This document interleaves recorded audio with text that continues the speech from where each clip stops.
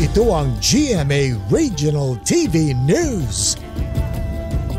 Arestado sa Cebu City ang isang babaeng nagwala dahil daw sa labis na kalasingan.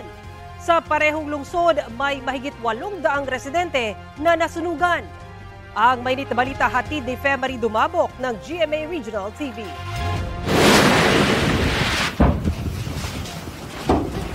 Malaking apoy ang gumising sa ilang taga-barangay Basak sa Nicolas sa Cebu City nitong linggo. 125 bahay ang natupok, 5 naman ang partially damaged. Halos 3 oras inabot bago tuluyang naapula ang apoy.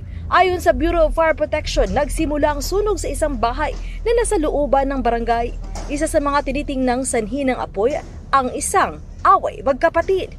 May usap-usapan na may nag-away daw, may mga sindi daw ng egg tray na iwanan, but however that's still to be validated by our arson investigators. Mahigit 800 residente ang nasunugan. Karamihan sa kanila ay pansamantala na nanatili sa gym ng barangay at isang eskwelahan. Sa Cebu City pa rin, sa kulungan ng bagsak ng isang babae na nagwala dahil sa labis na kalasingan. Galing umano ang babae sa isang Halloween party sa isang bar. Nagtaksi siya pa uwi at nakiusap sa taxi driver na huminto saglit para makaihi. Pero nagwala raw ang babae nang makababa at ginasgasan pa ang isang nakaparadang sasakyan sa labas ng isang auto shop. Inaresto ang babae at sasampahan ng karampatang reklamo. Wala siyang pahayag.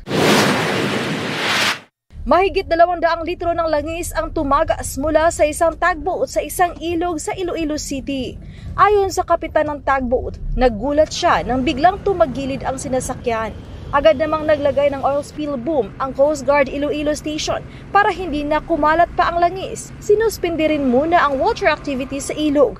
Napalutang na ang tugboat gamit ang crane. Ipatatawag ng Coast Guard ang kapitan ng tugboat at ang kumpanyang nagmamay-ari nito para sa investigasyon. Femarie Dumabok ng GMA Regional TV. Nagbabalita para sa GMA Integrated News.